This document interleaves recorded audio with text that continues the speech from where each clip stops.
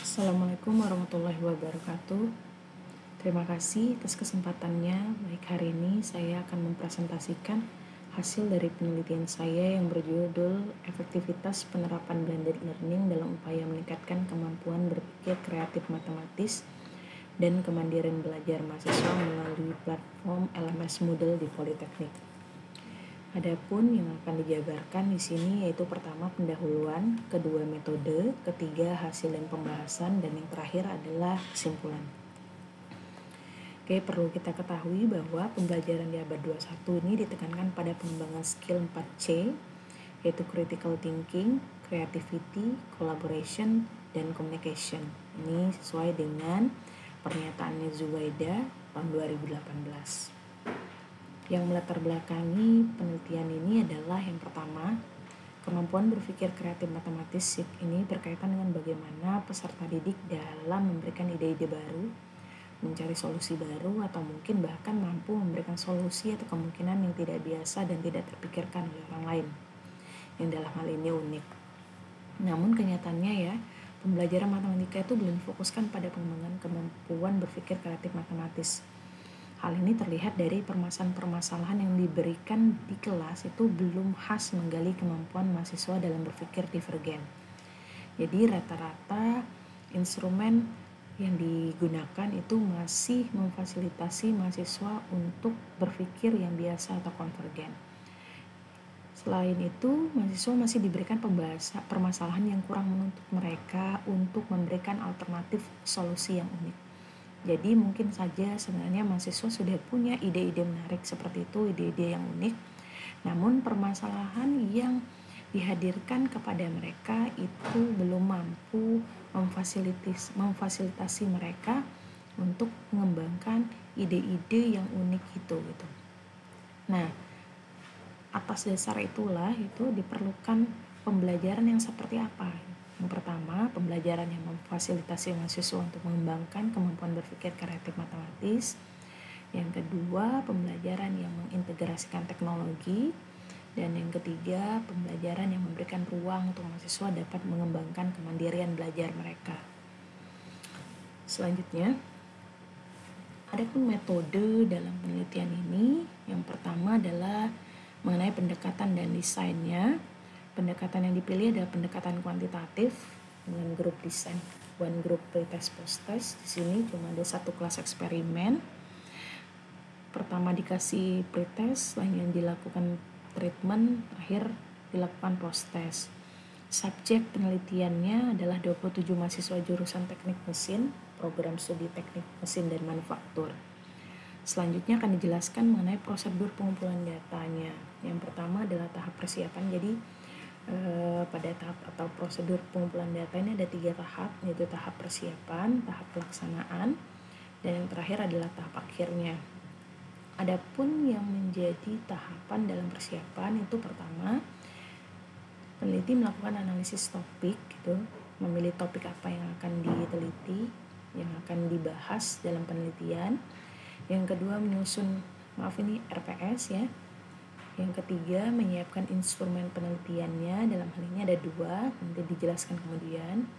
Selanjutnya, instrumen yang sudah disiapkan divalidasi kepada ahli. Di sini ada 3 orang ahli yang memvalidasi instrumennya. Yang kelima, uji coba instrumen dan analisis data uji coba. Selanjutnya pada tahap pelaksanaan itu diawali dengan pemberian pretest tadi. Pretest ini menggunakan instrumen yang sudah diuji coba, yang sudah divalidasi, yang sudah dinyatakan valid dan reliable ya. Baru setelah diberikan pretest, mahasiswa diterapkan pembelajaran blended learning dengan menggunakan LMS Moodle. Yang terakhir adalah pemberian post-test. Pada tahap yang ketiga, yaitu tahap akhir, itu dilakukan pengumpulan data, dilanjutkan dengan pengolahan data hasil penelitian, selanjutnya adalah analisis, dan yang terakhir adalah pembahasan hasil temuan dan penarikan kesimpulan. Adapun instrumen yang digunakan dalam penelitian ini ada 2 jenis ya. Yang pertama adalah tes kemampuan kreatif matematis, itu ada 3 bentuk. ada 3 soal bentuk esai. Adapun langkah-langkah dalam penyusunan instrumen ini adalah expert judgment ya, dilanjutkan dengan uji validitas, dan terakhir uji reliabilitas. Instrumen kedua yang digunakan yaitu angket kemandirian belajar. Ada 47 item pernyataan. Adapun langkah-langkahnya sebelum digunakan juga ada 3 seperti tes kemampuan kreatif tadi. Yang pertama adalah expert judgment, yang kedua uji validitas, dan yang ketiga adalah uji reliabilitas. Terakhir yang berkaitan dengan teknik analisis data.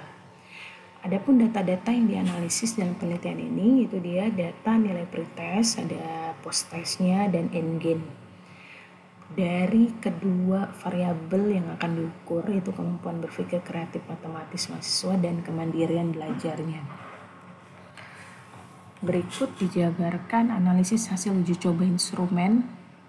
Oke, yang pertama, tabel pertama ini menyatakan menggambarkan hasil pengujian validitas instrumen tes kemampuan berpikir kreatif matematisnya ya. Dari 3 soal dinyatakan bahwa soal itu dapat digunakan atau berada dalam kategori valid. Selanjutnya, ketiga soal itu juga dinyatakan reliable sehingga soal dapat digunakan. Selanjutnya pada instrumen non-tes yang bentuk angket untuk variabel kemandirian belajar mahasiswa, di situ ada 47 pernyataan. Dari 47 pernyataan itu terdapat 38 pernyataan yang berada pada kategori valid, sehingga disimpulkan bahwa 38 item itu dapat digunakan, sedangkan 9 pernyataan itu di sini tidak valid ya, tidak valid karena R hitungnya lebih kecil dari R label. Jadi disimpulkan 9 pernyataan itu dipilih untuk tidak dipakai. Jadi cuma 38 pernyataan yang selanjutnya akan kita gunakan pada tahap pretest dan post-test. Selanjutnya pada hasil pengujian reliabilitas angket tadi diperoleh kesimpulan bahwa ke-47 instrumen non-tes tadi pernyataan itu tergolong reliable sehingga item-itemnya bisa digunakan. Adapun hasil dan pembahasan yaitu dari 2 aspek, kemampuan berpikir kreatif matematis mahasiswa dan kemandirian belajar mahasiswa. Ada 5 tahap yang dilalui. Yang pertama adalah analisis data deskriptif, pretest dan post-test. Sini ada pada tabel 5. Dari tabel ini menyatakan data hasil pretest dan data post-test kemampuan berpikir kreatif matematis mahasiswa ya. Dari tabel ini secara langsung kita bisa melihat ya, ada beberapa deskripsi dinyatakan di sini, ada rata-rata, standar deviasi, variance, nilai minimum maksimum, dan ketuntasan dalam satuan persen. Di sini terlihat dari tabel 5 diperoleh data bahwa yang pertama, nilai rata-rata pretest kelas eksperimen ya, yang awalnya 21,99 mengalami peningkatan menjadi 66,89 setelah diterapkan blended learning melalui platform LMS Moodle. Yang kedua, jika dilihat dari ketuntasan tesnya gitu, yang awalnya 0% menjadi 44% gitu. Selanjutnya untuk di kemandirian belajar mahasiswanya, kita bisa melihat di sini dari rata-ratanya yang awalnya 95,85 itu mengalami peningkatan menjadi 135,59 setelah diterapkan blended learning melalui platform LMS Moodle. Oke. Langkah kedua yaitu setelah menjabarkan analisis data deskriptif, kita lanjutkan menguji normalitas data pretest di sini. Dari uji normalitas data pretest sesuai dengan kriteria yang ada gitu, di sini kita menggunakan SPSS 26 gitu. Berdasarkan ringkasan hasil uji normalitas tes awal atau pretest kemampuan berpikir kreatif matematis pada tabel 7 terlihat ya, dari nilai signifikansinya itu lebih dari 0,05, jadi disimpulkan bahwa H0-nya diterima.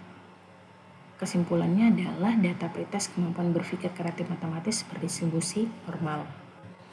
Selanjutnya untuk data pretest kemandirian belajar mahasiswa dengan kriteria yang sama, dilihat nilai signifikansinya ternyata kurang dari 0,05. Kesimpulan hal ini menunjukkan bahwa H0-nya ditolak. Jadi kesimpulannya data kemandirian belajar mahasiswa itu berdistribusi tidak normal. Untuk langkah ketiga itu melakukan normalitas data post-test. Oke, kita lihat di tabel 9. Dilihat dengan kriteria yang sama gitu ya, dibandingkan nilai alfanya 0,05. Di situ signifikansinya adalah 0,2. 0,2 ini lebih besar dari 0,05.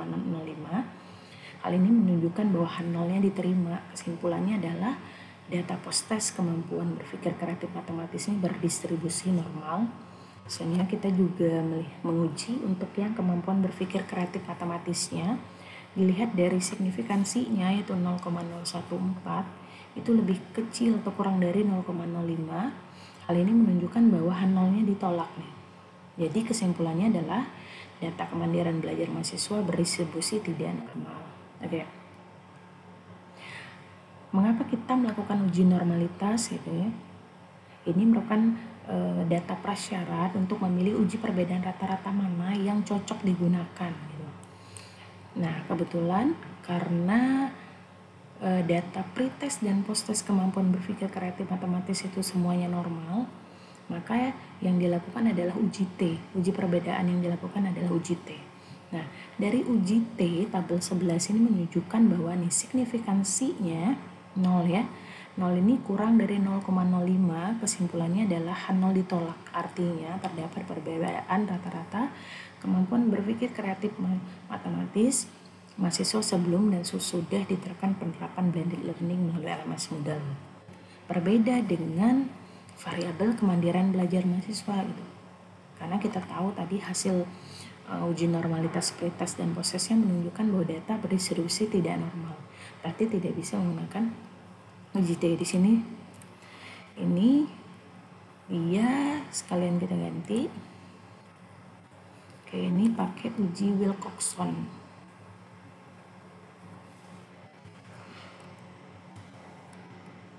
Oke, Wilcoxon ya 0,00 itu juga lebih kecil dari 0,05, maka H0-nya ditolak, artinya terdapat perbedaan rata-rata kemandirian belajar mahasiswa itu dan ketika diterapkan blended learning melalui LMS Moodle ya. Selanjutnya yang terakhir adalah menentukan taraf endgain-nya. Di sini adalah rekapitulasi skor endgain kemampuan berpikir kreatif matematis itu 0,57 dengan kategori sedang ya. Hal ini dilakukan klasifikasi berdasarkan teori Hayek 2003 gitu ya.